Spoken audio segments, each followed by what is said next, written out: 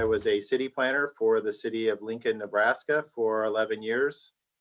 And I guess I was born and grew up in central Kansas, and went to Kansas State University for my bachelor's and the University of Nebraska for my master's in planning before working those jobs. So, and then I think maybe before I start too, I should have Courtney and Chris also introduce themselves, and then we'll jump into it.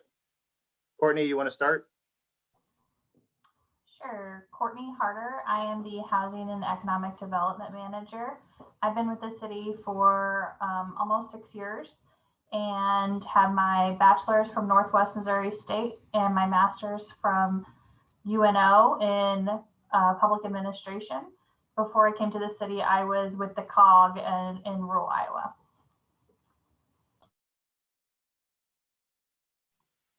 All right. Hello, my name is Christopher Gibbons. Some of you might recognize me from the Spark Academy presentation we did back in December, but I am the planning manager for the city of Council Bluffs. I've been with the city for a little over 9 years now, in my current position for about 3 prior to that, just as a staff planner. I have a bachelor's degree in urban and regional planning from the University of Wisconsin, Green Bay. Prior to coming to Council Bluffs, most of my professional planning work was down in the Southeast United States, working in Brunswick County, which at the time was one of the fastest growing counties in the entire nation. I think they topped out like number 16, and then also working in South Carolina. So pretty diverse background, working in different types of municipalities and county settings. And yeah, it's a pleasure to be here this morning and to discuss more of our development processes with you. Great, thanks, Courtney and Chris. Now jumping into our presentation here, I always like to tell people that the city's mission is to continuously improve the quality of life and attractiveness of the city of Council Bluffs. And I have, at every staff meeting, we kind of randomly have someone just rattle off this mission at every meeting. And I think we pretty much at this point have it all committed to memory. It's a very positive mission. And I think most of us believe that the staff of the Community Development Department is definitely on the ground helping to execute this mission, and it very much aligns with the work that we do. So the Community Development Department has 4 divisions. We have a planning division represented by Chris here today. We have a housing and economic development division represented by Courtney. We have a permits and inspections division that's headed up by the chief building official. And so that's where you would get your building permits. That's where all the inspections would route through. They also do some other things like rental housing inspections.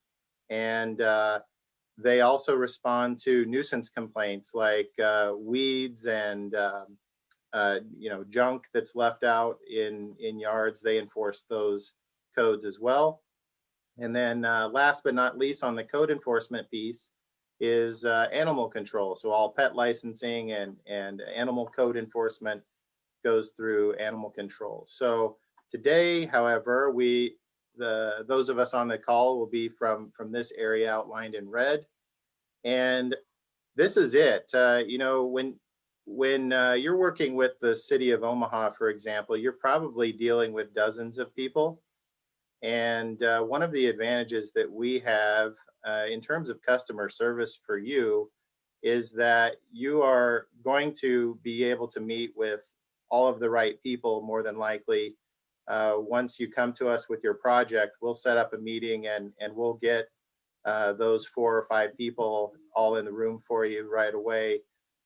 So I'm not saying that Omaha would be doing it incorrectly or anything like that, but one of the advantages that we would have here in Council Bluffs is our attention to serving you and really not having to pass you off from department to department or division to division. All of these services that you see here are available under community development. I would also like to point out for the as it just so happens, this wasn't the reason that he was hired, but we do have on staff Moises Monroy, who is a fluent Spanish speaker, a native speaker of Spanish, and that has added a whole other level of service to our community, whether it's someone coming in for a building permit or other reasons for communicating. So I really am proud of the level of service we're able to provide developers and builders here in the community. And I really think we have a really good human face in the process and throughout the process to help the projects get through. So moving on from just the general layout of our department and now jumping into, I guess, how we think things work. We, starting from the very high vision, the comprehensive plan really lays out the vision for our community. And most cities have a comprehensive plan laying out their vision. Ours is called the Bluffs Vision, the 2030 plan for our future development and growth. So we use our comprehensive plan as a guide, especially when we have new developments come through or zoning requests, et cetera. We will look to the comprehensive plan first to see if that request aligns with the comprehensive plan, and if it doesn't, we will notify the applicant that we have a misalignment here, and that we would also require at the time of their zoning that they amend the comprehensive plan for that consideration through the Planning Commission and City Council. In terms of regulations, we kind of have two big buckets here, and that's our zoning regulations and our subdivision regulations. Zoning, as many of you are hopefully aware, regulates a lot of different things, but let's start with land uses. So what uses are allowed on the property? Is it only allowed to have single family, or can it have single family and duplexes? Can you do attached, like townhomes or row houses? Can you do apartments? Are any commercial uses allowed? And if so, what commercial uses are allowed? There may be requirements to obtain a conditional use permit, which is a whole other additional process that you'd have to go through. The zoning code also governs your setbacks. So where can I position my building on the lot? How far from the front street does it have to be set back? The side yards, the rear yards, all of those are determined through the zoning code. We also have heights. Each district applies its own height limitation, not only to the primary structure, but even to the accessory buildings. Lot coverage is something that not all communities have, but in Council Bluffs, we have a lot coverage maximum. So there's a percentage of the lot that you're allowed to cover. I think in Omaha, they might have something similar that would be related to impervious surface, if I recall. We would also, in some certain instances, we would cover design. So in certain districts, we have additional considerations for design. We may have an overlay as well. And some of those things you might find like in our West Broadway and First Avenue corridors, if you're familiar with Council Bluffs. On the subdivision side, that's where you would have your lots, whether it's an infill situation or you're doing a small subdivision of an infill or even new growth. That will determine the lot dimensions and what easements may need to be recorded, the different right-of-way standards if you're platting a new street, etc. Oops. Sorry, my computer is frozen momentarily. Here we go. I think I'm going to hand it over to Chris now to kind of really, like you say, to do the deep dive here. Chris is really our expert in all of these zoning and plating matters. And all of those processes go through the planning division, and Chris is our planning manager. Thank you, Brandon. So Brandon gave a pretty good overview of, what zoning and subdivision processes mean, but I'll take it a little bit deeper. So for this part, I'm just going to talk in the context that there's a new development that really wants to occur. So when that developer were to approach us, the first thing we're going to determine and find out is, one, are you in the city limits? And if you're in the city limits, we'll verify the zoning of the property to make sure that the project you're proposing to do is allowed, both from a land use standpoint, but also from a utilities aspect, making sure that we can service it. If it's outside of the city, then there's an annexation process that perhaps might need to occur. And basically what annexation means is that you would petition to the city for your land to now become incorporated into the city of Council Bluffs. And as part of that process, there would be notifications sent out to adjacent property owners. We would notify the county. We would also notify all taxing utility entities. So that could be drainage districts, that could be any other utility providers that might be in that specific area. And then we will hold a consultation meeting with the county, and we will compare our comprehensive plans together in order to really kind of justify the need for that annexation. And then it would go through then a review process here at the city through planning commission, then to city council, and then ultimately the annexation will become finalized once it goes to the city development board in Des Moines. Now, again, we're just going to talk in the context that your development is within the city. So we have verified your zoning, and it just so happens to be that you bought a piece of agricultural land and you now want to develop it with a housing addition. So you're going to petition to rezone that property to, let's say, R1. So as part of that process, what we would do is you would submit an application here to our city along with your filing fee. You would also turn in a preliminary plat to us, and that preliminary plat would basically be the sort of the draft final version of what your subdivision layout will include. So you would show us all of your lot sizes, your lot depths, the number of lots you're proposing, all of your right-of-way widths that you're proposing to perhaps dedicate to the city with new streets, where all the utilities will come into the site, both water, sewer, electric, gas, and then also grading. How are you going to grade the site so that we know that the streets will comply with public works standards and that sanitary sewers can flow appropriately. So all that would get turned into us as one package, your zoning application and your preliminary plat. Once we receive that from you, we will then start the process of reviewing it. So the first thing we'll do is we will send out notifications to all of our internal city departments, making them aware of your project proposal. And then we will also notify all local utility providers of your project proposal and give them an opportunity to review and comment.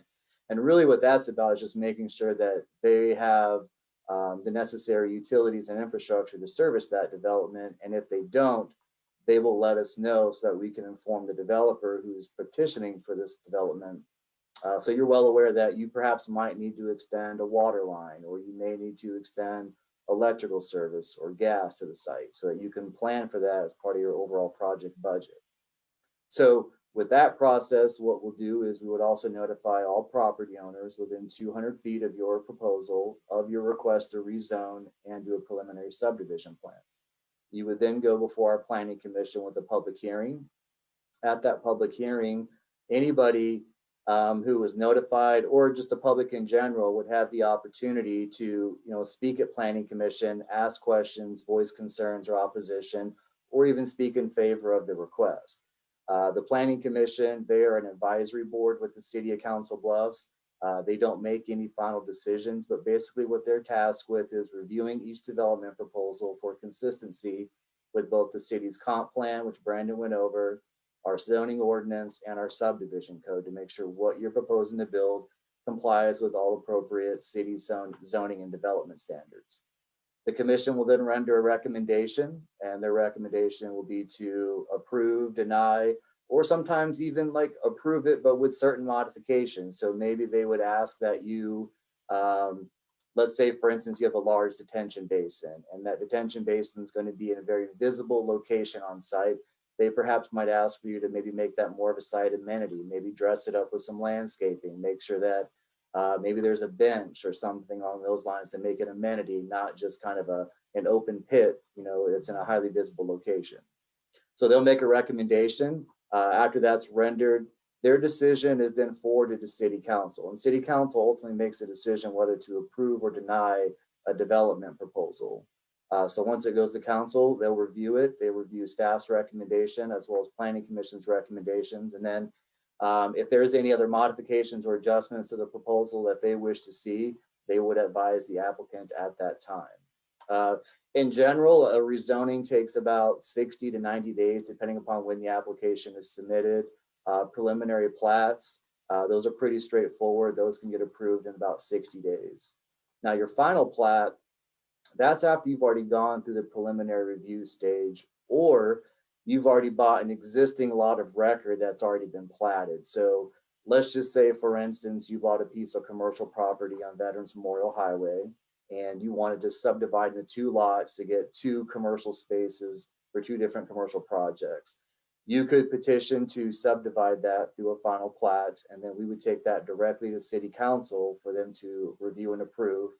We are going to review that final plat in accordance with both our subdivision standards and our zoning standards to make sure that the lots you want to create are developable. Usually when you get to the stage of a final plat, there really is no need to extend infrastructure or roads. All of that is already in place and ready to go from day one. All right, next slide. All right, and then with the building permit. So you've gone through the approval process, you've got your property rezoned, you've got a final plat in hand, all of your roads are constructed, utilities have been extended to site. You're now ready to start pulling permits to build a home. Or you bought a lot in the city that's already platted and you're ready to pull a permit to build a house on it. So you'll make your application submittal to our permits and inspections division. They will review it in compliance for all building and fire codes. And then they will also route a copy of your building permit to community development, our planning division, and then also to public works. We'll review it to make sure that what you're proposing to construct meets all of our zoning standards, that you don't need to do any subdivision action to the property. And then public works will review it from an access and utility standpoint. It's all an interdepartmental review. Usually when it comes to new housing plans, those we can pretty much turn around within a week or 2 at most. Next slide.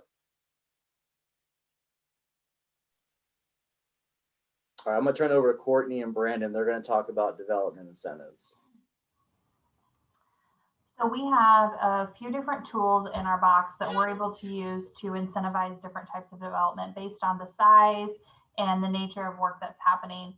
The one that most people understand is urban renewal, and that's TIF. Everybody seems to have an idea that TIF exists and that you can get some dollars from how TIF works. If you're not familiar, you have your base value, and then anything that you create on top of that is called your increment. And over time, that number obviously increases with the value. So you're able to get some incentive off of that.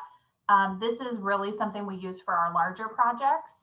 And think like West Broadway, where we're doing all the work down there. Playland Park is probably the big one. River's Edge, very visible. It is different than how Nebraska does it. I know we have a lot of Nebraska folks on here. The terms are slightly different. I think in Nebraska, you're just entitled to it if you are developing a project in this area. We tend to not have that set up, that we really look at each individual project in itself and where it is, what kind of development we're trying to bring to the area.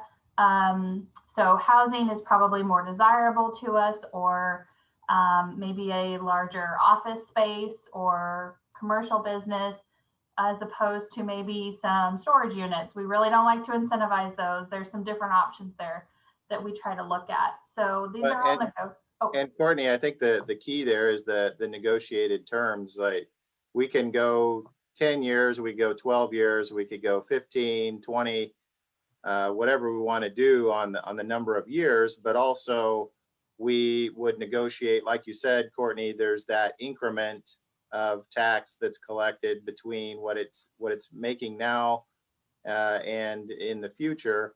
We don't just give 100% of that increment in tax growth to the project. We negotiate that with the development agreement and set out those terms. Maybe they get 40% or 60% of that increment over 12 years or 15 years. That's all negotiated, and it really depends on a lot of factors. You know, one, is this furthering one of the city's goals, or is this an important area? For example, does it do other things for us, like improve a blighted situation, et cetera? And that's all negotiated. It's not just a given number. Sorry to interrupt you, Courtney. Okay. Angela said that she loves this image and caption and slide. A lot of people do think that we're just making it rain when they talk about TIF. That's not the case. We really try to make sure that development makes sense for Council Bluffs and what our overall mission, how it compares to the comprehensive plan, and just making sure that it's consistent with a logical development for the city, or maybe something like very first in getting into an area would get more incentive because they're taking a risk on an area. Whereas somebody that is trying to develop in something that's, you know, maybe towards the end of, there's 1 or 2 lots left that haven't been developed, maybe their incentive isn't as good because they're showing that this area is already going to be successful. There is not an actual application for our TIF currently. It really is, you bring a project to us and we evaluate on an individual basis.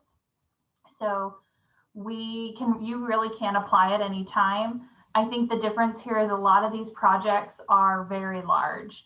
So if you're doing something maybe on a one-off or maybe even just on a block, TIF may not be the best solution for us because we're really talking probably millions of dollars projects. So these are very large, probably in the neighborhood of 6 million up in the development world. So very different than probably some of what we're doing here. We're talking, like I said, River's Edge, West Broadway, maybe down by the MAC. Our larger shopping centers are good examples as well. One of the other tools that we have that is very specific to Iowa is our urban revitalization program. And this is a state code item that we have in our toolbox that says we can come in maybe on a more block by block basis and provide incentives that are specific to what we're trying to do. And it actually lays out a very concrete way of how we can give those incentives. The difference here between urban renewal and urban revitalization, urban renewal is a rebate. So you pay your taxes and then the city rebates your dollars back to you based on a percentage. Urban revitalization, it's a flat tax break. So you actually don't pay taxes on that portion, it's abated. So depending upon what type of project you're doing, you're eligible for very different types of values. So residential rehab being the most lucrative, if you will, 10 years, all of your taxes abated on that increment that I talked about. So same setup as urban renewal, just a different way of getting the rebate back. And I think back to what Courtney was talking about a little bit earlier on urban renewal or TIF, where she said usually these are much larger projects into the millions, et cetera. What's nice is we have this other piece here, the urban revite, as we call it, that a lot of the smaller projects will take on. And actually on the call now, we have Lynn Dittmer here, where we are working with a project with 712 right now that's going to be utilizing urban revite to help facilitate their development on West Broadway. Our other programs that we have are really specific to low to moderate income housing. CDBG Community Development Block Grant Program and Home Investment Partnership Program, or HOME for short. These are 2 activities that the goal is really the construction of new affordable housing. So we work directly with developers that are interested in maybe subdivisions, or like Brandon said in Lynn's case, a small apartment building or any kind of apartment building that is willing to commit to providing housing for people of low to moderate income. And that percentage varies. I always use the 4 household example. So if you have a family of 4, in the CDBG world, you typically have to make less than 80% of the median family income. And for that, it's right around just under $70,000. So we're not talking, when we use these numbers, a lot of times it's what's considered affordable. What are we talking about when we're talking about low income? I think a lot of people have a very negative connotation to that, and it really isn't as low as most people think. The home program's a little bit different. It varies. Typically, we usually use that for multifamily projects. So we're trying to incorporate maybe some lower income folks, possibly some 60% units, or even 30% of the median family income. So those are lower level of what people are making, but they have to have a job. They have to have income. We're not talking about folks that are not generating anything. So a 60% household, I'm going to look at my chart here, for a family of 4 is just over $52,000. So you might be talking about a teacher that's a single mom. You might be talking about a person that's working in the food industry that has kids. So just something to think about is when you hear folks talk about low to moderate income, it's just another tool that we have. Usually we require 51% of our units for our CDBG program to be low to moderate income. We're able to construct actual subdivisions, or we're able to do one-off houses. So we use this in a variety of ways. Like I said, our home projects are typically larger, maybe multifamily projects. Lynn's projects has 19 units, 19. So a smaller project, but that can go anywhere to 80 units too. So just kind of depends on what the developer is interested in creating.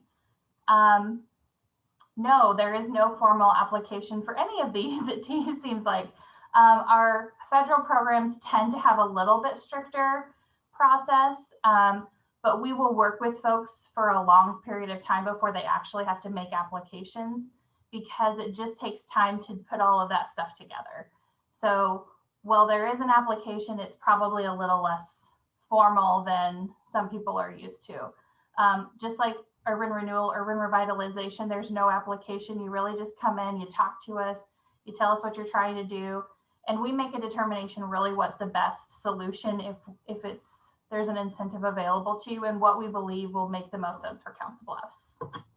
And I would also just say that, we're cognizant of developers and the aspect of time, money value. So we do try really hard to kind of sequence these processes. So you might be going through a zoning and subdivision review process, and at the same time, you're working with Courtney on your urban renewal or your urban revitalization, so that we really do try to time it to where all of this can be presented to our council as one package, so they can review it from a development standpoint, but then also from incentives. So just kind of keep that in mind.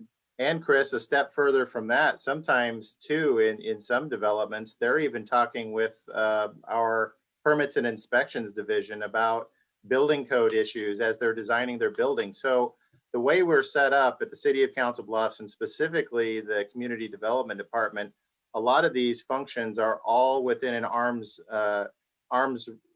length from me and Chris and Courtney, where we can pull in all the right people and really cut down those time frames, because we can literally just walk up the stairs or open our doors and talk to the right people.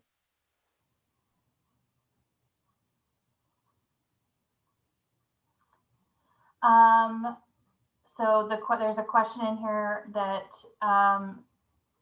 Deirdre works with MHA, so the Municipal Housing Agency, constructing new additional public housing.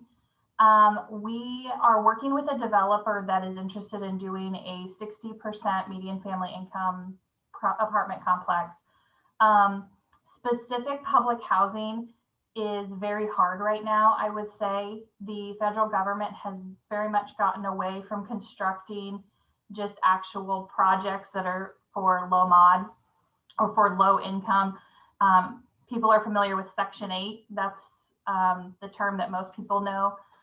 A lot of times now we're able to say we're going with the voucher program, which is where you're getting Section 8, but you're taking it to whatever facility that is willing to accept dollars, for those who are not familiar.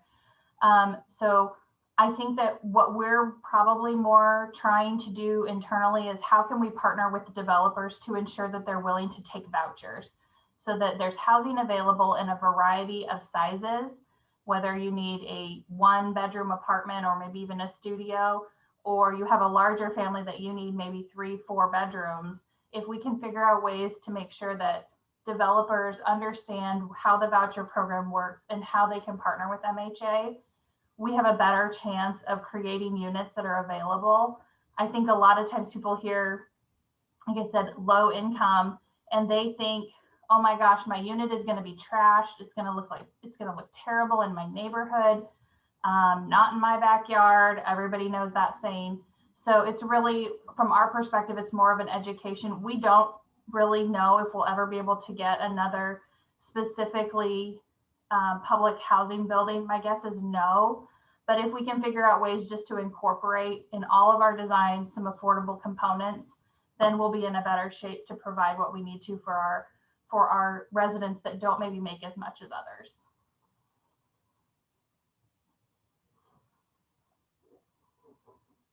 I think we're going to go back to Chris.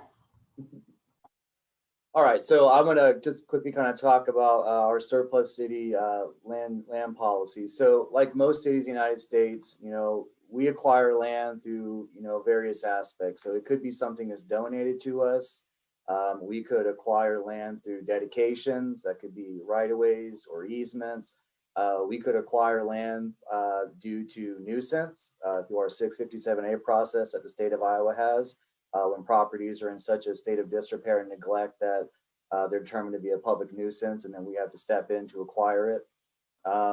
It could also be just through typical acquisition. I mean, there might be a long-range vision that the city has that we want to redevelop or revitalize, and we will go and make purchases of strategic properties to help jumpstart that momentum in hopes that the private sector can then follow in behind us and complete the vision. So here at the City Council Bluffs, we've established a policy as to how we deal with properties that come into our inventory. And basically the way it starts is once we acquire it, there's a committee in the city that's comprised of members of various city departments, public works, permits and inspections, zoning, HED, finance, and we will all examine and review that property to determine if it's first needed for any city or public purpose.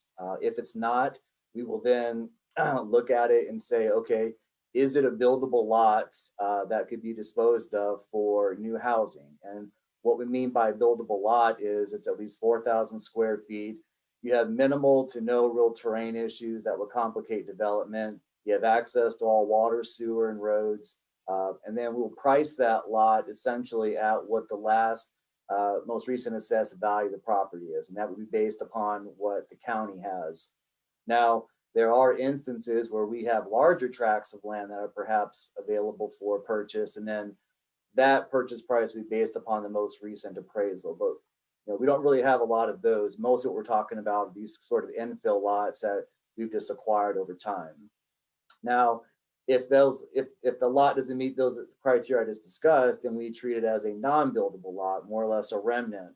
Our first preference is to try and sell it to the adjacent property owners and really focus on the one that perhaps has the most non-conforming aspects. So, maybe their lot's only 25 feet wide, but that extra 5 feet could help them perhaps meet some off-street parking requirements or reduce a non-conforming setback. That would be the preference.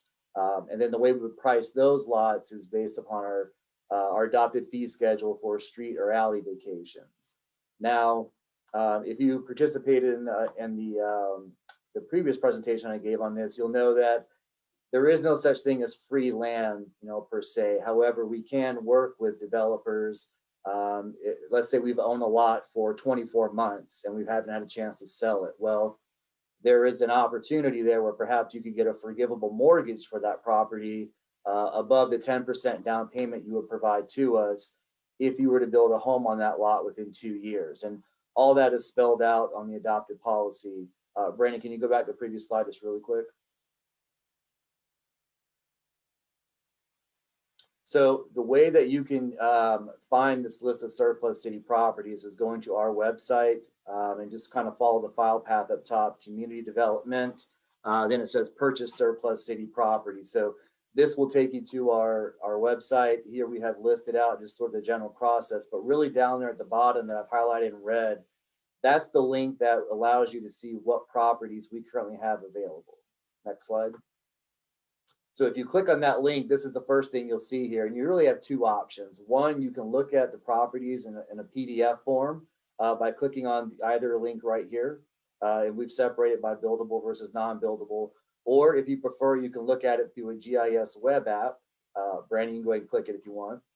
And then that's just that'll take you to our GIS application that we have. And in here, you can now see everything from a geographic representation. So maybe there's a specific, area in the city that you're interested in. You could zoom in and see if there's any lots available.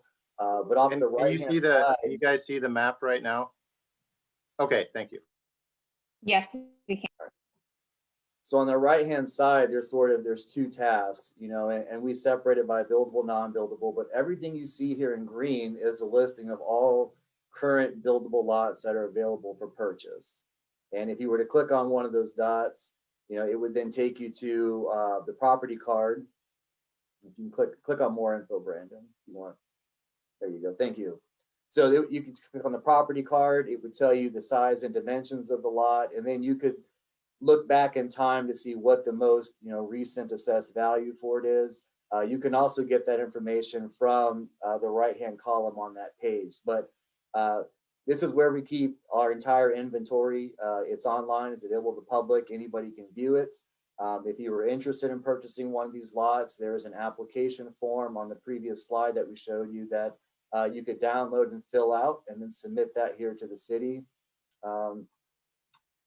So we're down to about 12 lots, which is pretty impressive. Over the last 2 years, we've been really successful, and I credit a lot to this website with being able to kind of dwindle down our lot inventory. We had quite a bit there for a while. Go back to task, Brandon, really quick.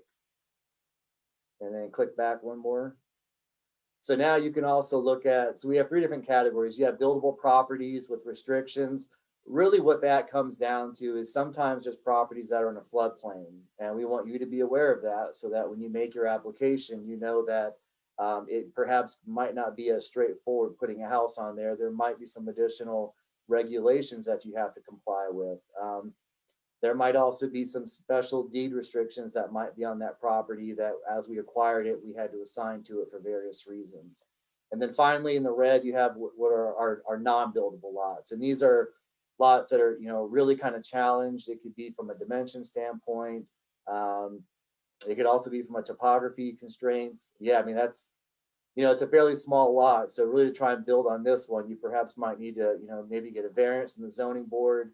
But again, in most of those instances, what we'd like to do is maybe work with the adjacent property owners to have them acquire it, because usually it's going to help resolve some other non-conforming issues. But it's an extremely effective website.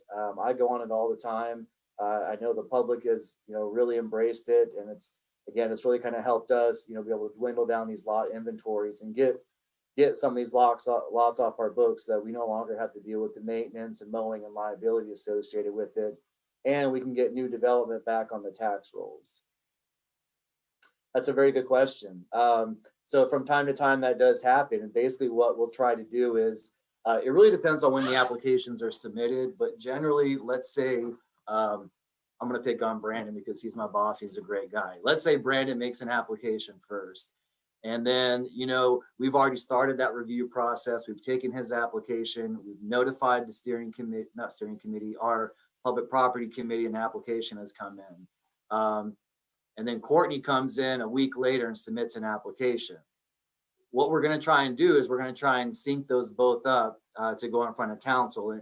And we're going to review it each on its own individual basis. So, maybe Brandon has proposed to build an affordable housing unit, but he's asking for a forgivable mortgage. Whereas Courtney has come in and said, hey, I'm willing to build a market rate housing. and pay you full asking price.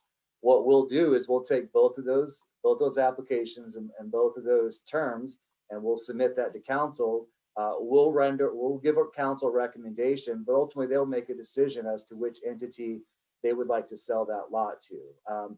It doesn't happen very often, but it has happened. In fact, I think the last 2 years it's probably happened 2 or 3 times. But it's not very often it does happen. Does the money win or does the affordability win? I think it depends upon the situation. Usually I'll say that, we really strive. We know we have a housing crunch and we're desperate for affordable housing. So we really do try to, maximize the number of affordable housing units we could get. But ultimately, sometimes things do come down to dollars and cents, and council has to make that decision.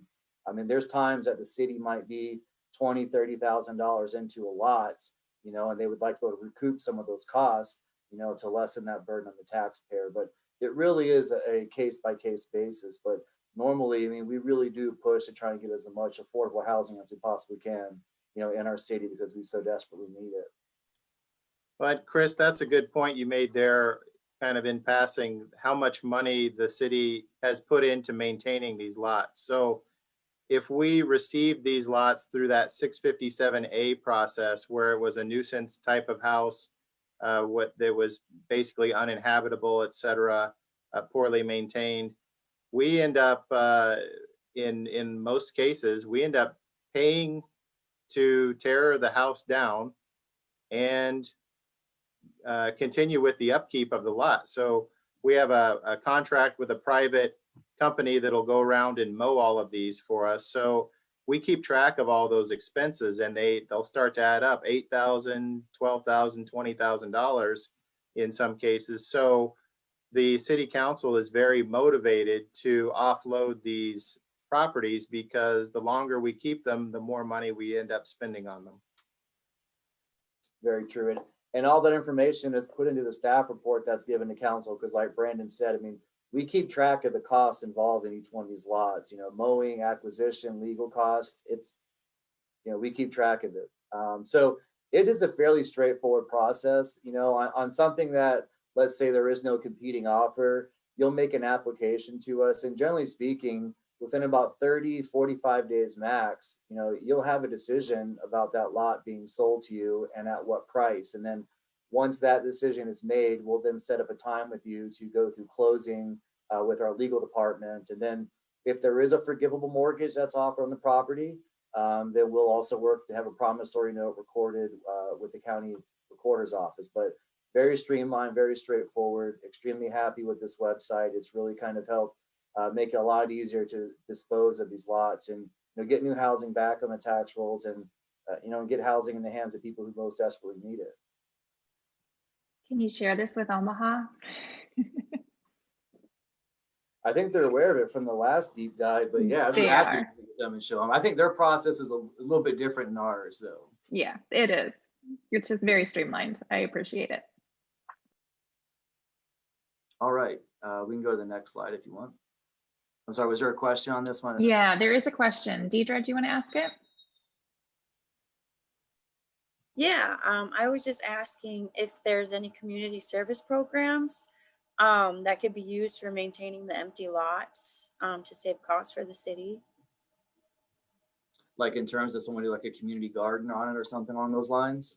For MHA, we have tenants have a community service obligation, but I don't know if there's anything like that or like with the jail or something where that could be a cost saving thing. It's a good question. I don't know if we've ever really kind of discussed that in depth and in detail. I mean, we do have some contracts like with some of the mowing companies, but I think it's something that we perhaps could discuss and explore, especially if it involves cost savings and at the same time, allows another organization, to, help, train or enrich, the people that they're serving. So it's a very good question. And I don't think we've, really kind of dived too deep into that one. We usually just have contracts of people who help us mow and maintain and tear down these homes.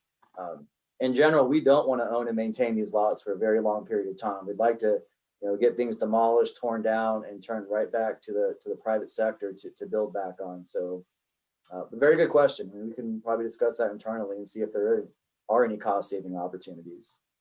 And I Thank think Are there, oh, great, are there any that do like community garden spaces though? That's very popular in Omaha with land bank property. Yeah, we do have some. And those are usually in areas of the city that we know are probably problematic and aren't really ready for development. I think about our mid-city area, you know, and 712 has their community gardens on some of our property out there. You know, it's a very challenging area to develop right now just based upon, you know, existing industrial uses, the railroad.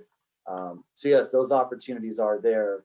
But for the most part with this program, what we're really looking at doing is really trying to dispose of the lots, you know, to nonprofits, for-profit developers, so that we can get new housing and the city doesn't have to incur costs on it. And I think like most cities, we are also risk adverse where or risk averse where we are we would have those contracts in place. So if it was a volunteer type group, we would still need some kind of contract to cover us on the liability aspect. So that kind of ruins all the fun sometimes, but we're just like any other city in that regard.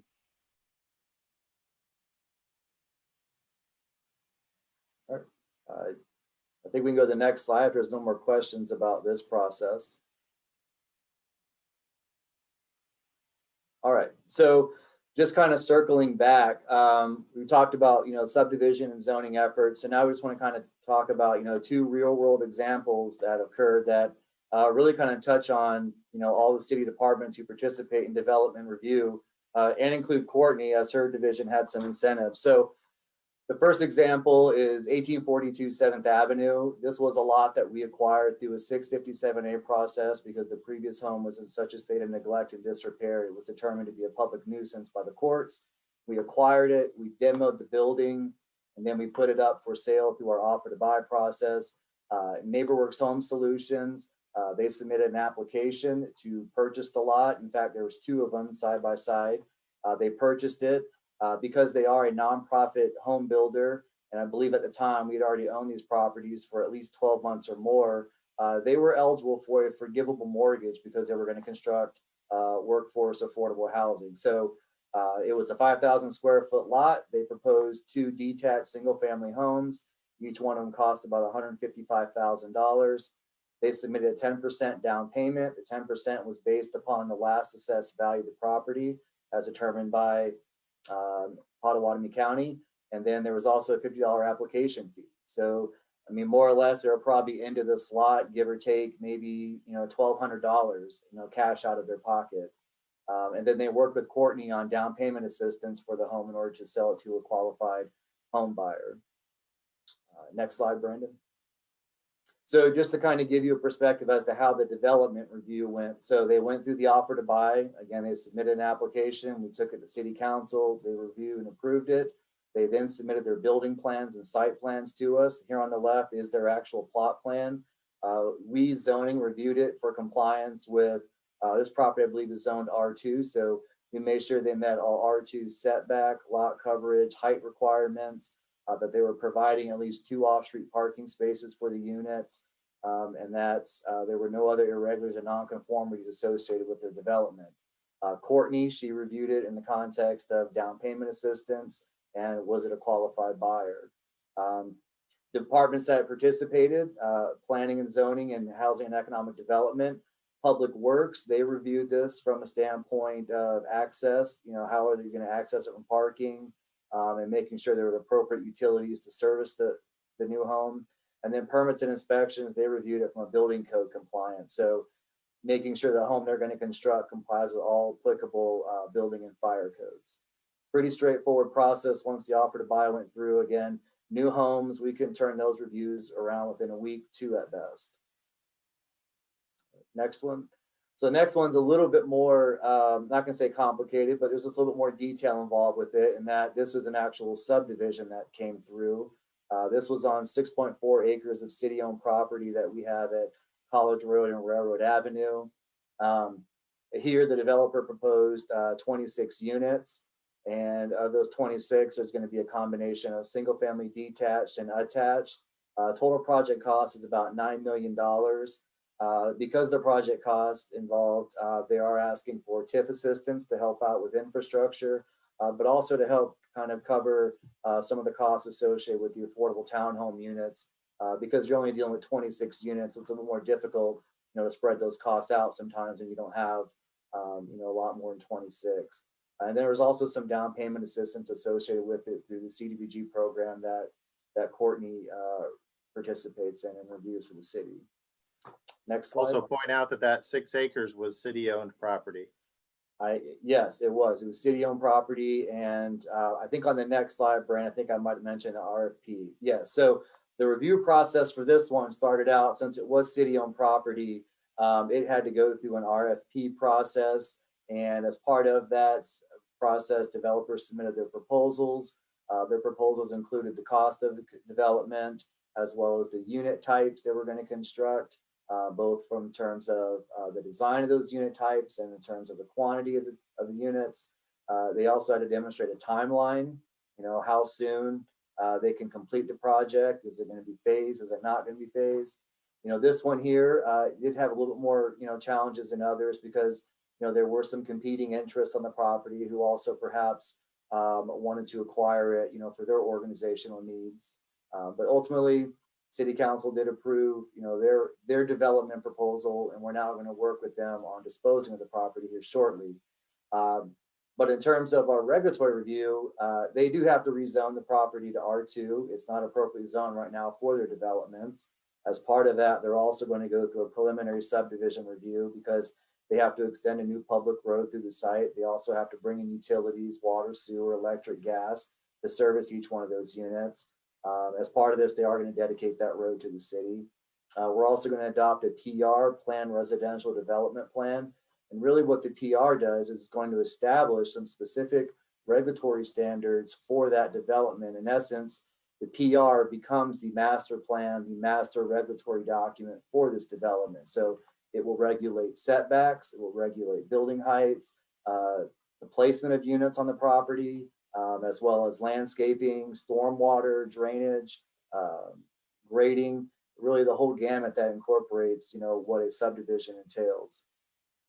They also had to amend our comprehensive plan to allow for housing to go on the property. I think previously it was listed for agricultural uses, and our comp plan needed to be amended to allow for residential uses. So this will go forward to City Planning Commission, and then ultimately it'll go to City Council for their review and approval of the final preliminary plan. And then once they complete their infrastructure, i.e. the roads, sanitary sewer, water, and gas, they'll then be able to move forward with a final plat, which will then legally establish those individual lots that they can now pull building permits on.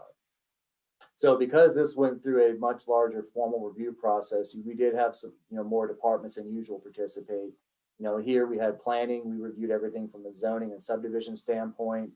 Courtney's group, they reviewed it from their funding sources, since they essentially manage our TIF programs and CDBG programs.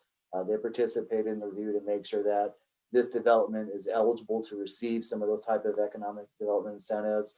Public Works, they reviewed it from the standpoint of road completion, making sure that the appropriate right-of-way was going to be established and dedicated to the city, that the road is going to be constructed to city standards, that sanitary sewer will be brought in and constructed to city standards. CV Waterworks, they reviewed it from a water installation standpoint, making sure that water is available to be extended throughout the site and to service each one of those units. Permits and inspections, they're going to review all the houses that are constructed. They will also participate in the grading of the site and to make sure that the soils are suitable and compacted appropriately to support the houses that will be built on top of them. Parks and recreations, they also review it. There's a trail that runs alongside College Road, just to make sure that this doesn't impede their ability to provide that amenity to the community, and that the trail will not be negatively impacted. And then all of our local utility providers, Mid-American Energy, Black Hills Energy, Cox, CenturyLink, all of them participated in the review of this type of development. So this here, since you're starting with an offer to buy and you're dealing with development incentives, it does take a little bit longer than a typical project would, but in general, this should be wrapped up and ready to go for grading, I would suspect probably by early summer. I think there's an interesting sidebar on this one here too, Chris and Courtney, that in Iowa, you can apply our urban renewal law, which would be the TIF, tax increment financing, to greenfield development. However, you have to create a set aside for a percentage of affordable units. Courtney, you want to explain that briefly? Sure. So it's based on the county poverty rate and the low to moderate income rate. So for Potawatomi County, if you're doing greenfield development for housing, 45 and change % of the units have to be earmarked for low to moderate income housing and affordable housing. And you have to actually show how you're going to meet that. So how are you going to income qualify folks, or how are you going to cap the price? For us, it's pretty simple because we have a down payment assistance program. So we will partner with NeighborWorks Home Solutions to actually qualify the buyers. And we've capped the unit price so that they are available to families that can afford them, that are based on the income qualification. So that is how those townhomes on the south side will meet the requirement for the urban renewal program. Is there a buyout option? There is. So you can get up to 30,000, as Chris said, of down payment assistance. And if you decide to move, you have 10 years that you have to maintain the affordability period, or you can say, and that's forgiven over the 10-year period in 10% increments. So if you move out in year 6, you would only have to pay back 40% of that money to the program. And that's usually comes off of how much you make when you sell your house. So our program has to be bought out first. That's great. I actually meant on the developer side, is there a way that they can avoid doing the affordable units and instead contribute money to a pool, or is that not the setup in Iowa? Yes, you can. Okay. You can just decide to do the infrastructure costs, which would be eligible, and then the 45%, you would be eligible for only the percentage, the 56% that is not for the affordable component, and the remainder would have to go into a pot of money that would go to assist affordable units throughout Council Bluffs. And we have that happening just about a half mile from this site, where they are not going to provide the affordable units on site, but contribute to that fund that we would identify another development to apply that to.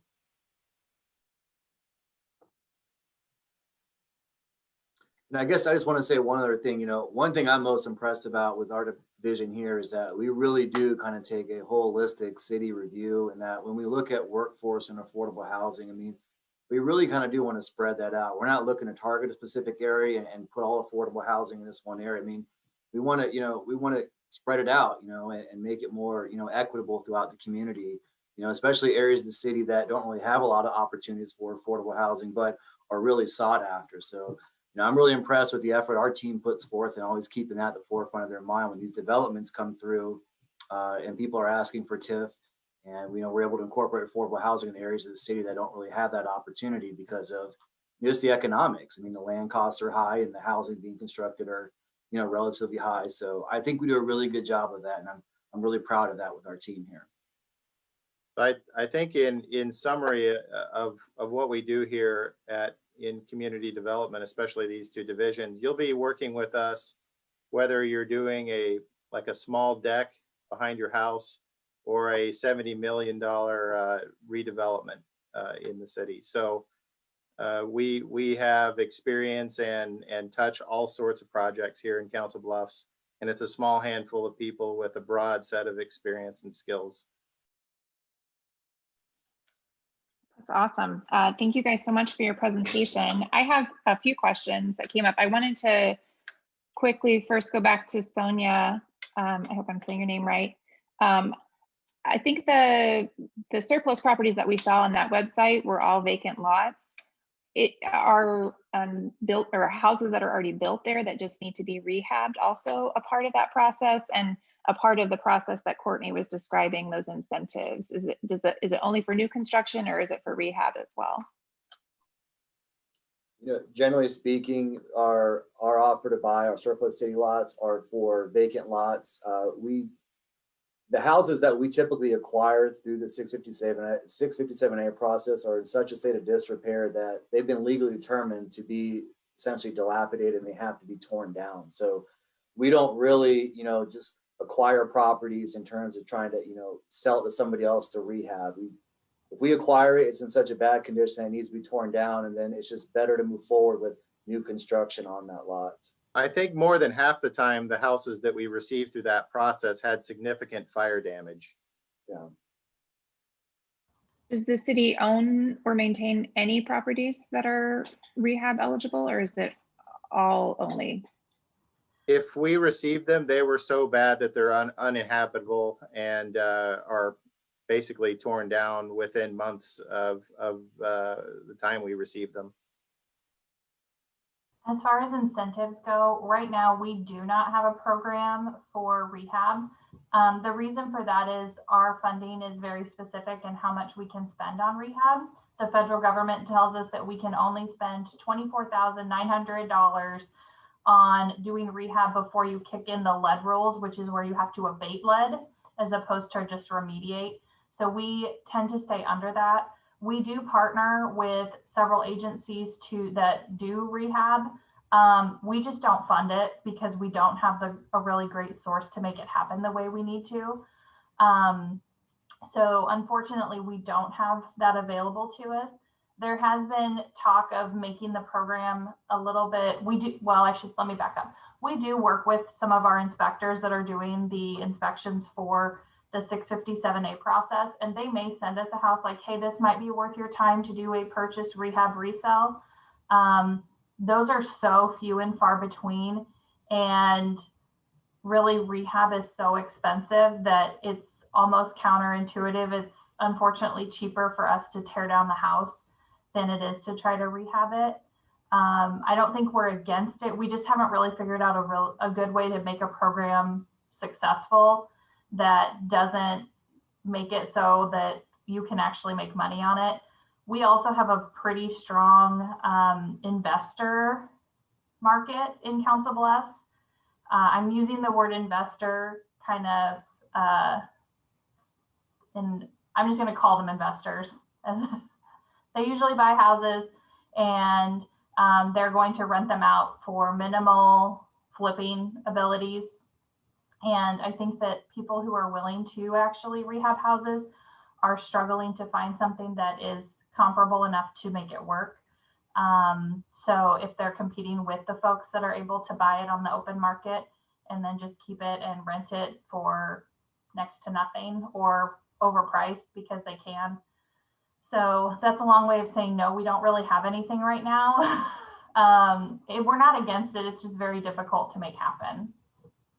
And I would just add other thing. I mean, we also, before we have to acquire these homes, I mean, we do everything possible to work with that existing owner to help them bring it into code compliance. I mean, whether it be, telling them different organizations who perhaps that could help them or giving them some guidance on what they can do. I mean, we really don't want to own these homes unless it absolutely has to occur because it's such a bad public nuisance. So we try really hard to work with the existing owners to keep them in their home and to help them rehab it as best as possible. But there's times it just can't occur. And at that point, it really has to come down. It's not really worth salvaging or trying to rehab at that point.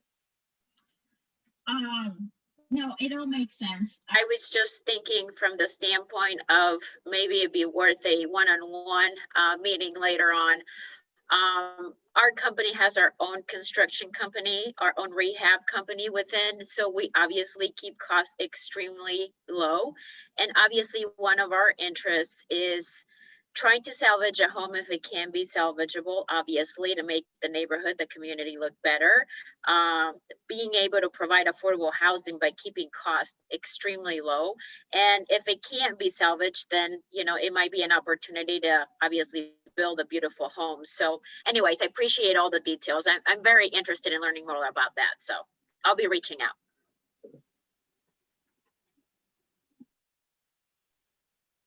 Are there any other questions from our participants today? I have a few follow-ups, but I don't want to hog the mic.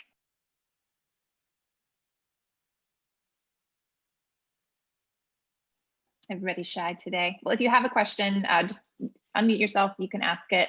I just wanted to ask, a lot of what we talk about in the Developer Academy is opening the doors for relationships with city staff and timing, right? Timing is everything. So when would you recommend developers get in touch with you? Who should they start with? And is there a point where they're doing too much to reach out to you, or can you just give them the encouragement they need to call you, and who should they call? I think just for starters, we would encourage you to reach out as early as possible. Sometimes if you get too far down the road with something, like you've already purchased the property, for example, you may have this dream that doesn't align with zoning, for example, or something like that. We would prefer that you contact us as soon as possible so that we can sit down with you and explain the situation of the property. You share with us what you're trying to achieve, and we can give you feedback on that, and maybe give you some early hints as to if it would qualify for certain incentives, that sort of thing, or what you would have to achieve. So I think early and often would be preferred. A lot of times that might come to Chris Gibbons first, because in the planning division, they typically handle things more on the front end of whether it's just a building permit or you're getting involved in subdivision or something like that. Courtney's more on the end of where you already have a building, or your project is already kind of beyond those things have already been determined. You've already taken care of the zoning and subdivision type stuff, and that's already known and taken care of. And then you need to have a conversation that's later with her group. But it's usually Chris, don't you think, Chris? Yeah, I'd agree, Brandon. Everything you said. Definitely when to do it before you buy the property. I think that's such a wise decision from a developer standpoint. And really the way the process works is, we'll get a phone call.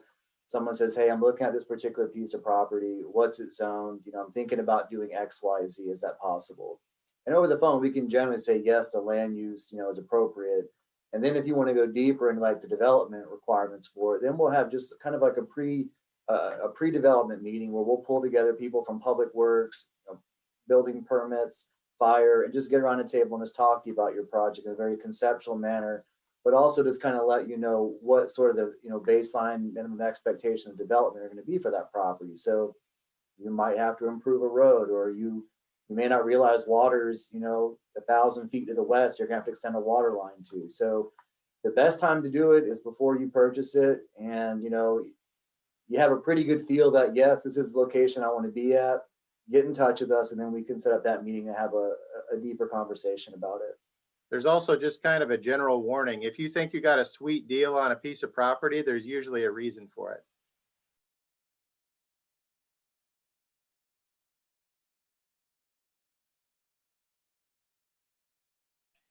My dog just decided to wake up and start barking, so I was trying to get him under control there for a minute.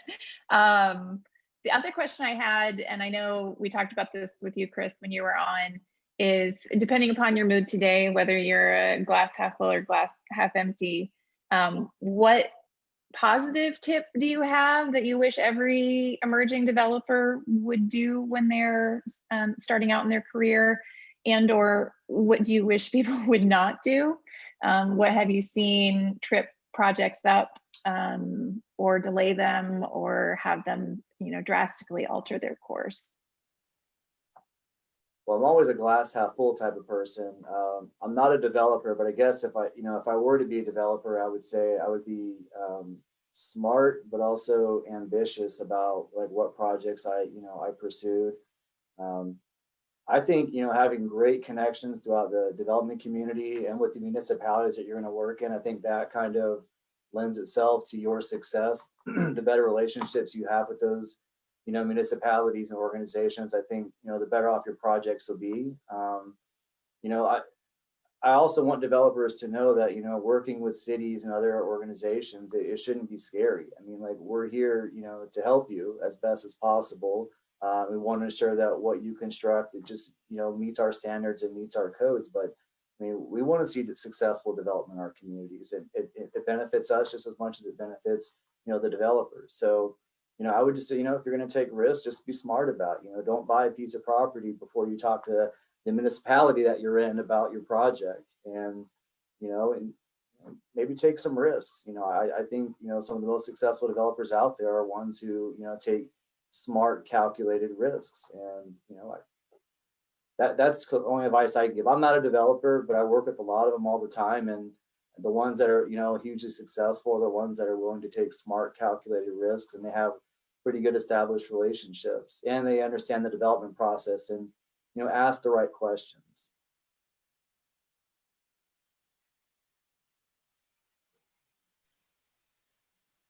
Brandon, I saw your great comment in there. Do you or Courtney want to add anything? Well, and I just said, be honest and upfront with your intentions. We provide you guidance based on what you tell us.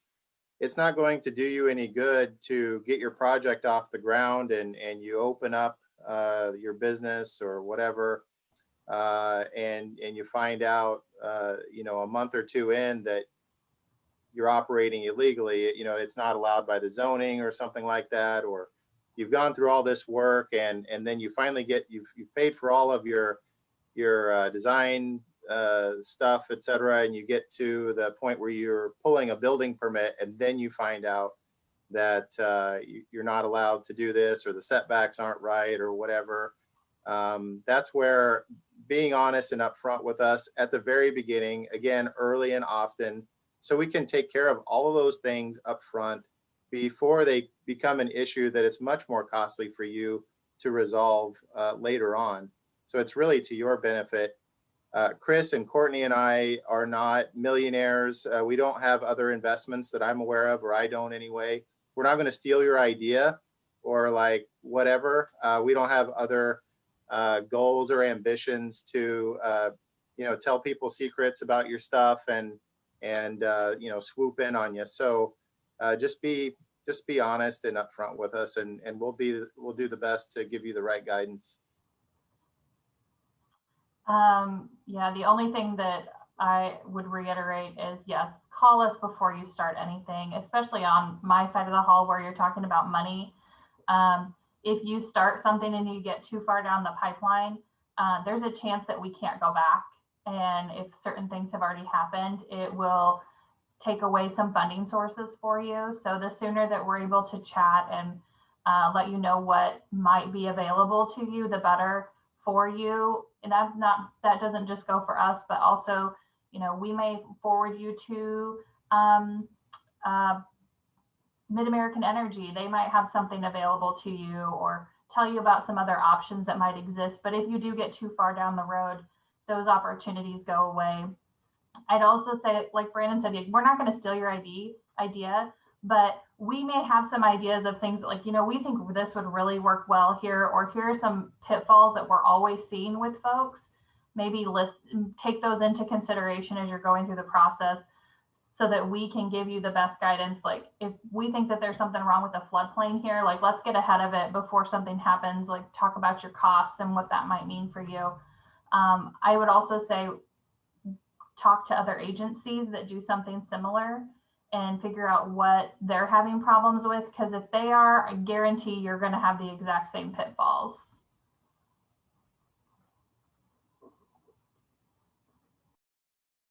That's great advice. Are there any questions for our panelists? Just feel free to unmute yourself if you have anything to add. Okay, well, it would be really great if you guys could drop, well, actually, I'll be sending out the slides. Chris said that I could share those, so I'll send that out over email to everybody who registered, along with a link of this recording. And I'll include your contact information, Brandon, Chris, and Courtney, so that if they do have any follow-ups that they want to ask, just not in front of everybody, they can do it over email. Does that sound good? Sounds All good. right. We look forward to sitting down with you for your next project. That's great. Thanks so much for your time today. I'm going to give you a little bit back of your day, and we'll hope to see you at the next deep dive, if not sooner than that. Take care, everybody. Thank you. Thank you, everyone. Thank you.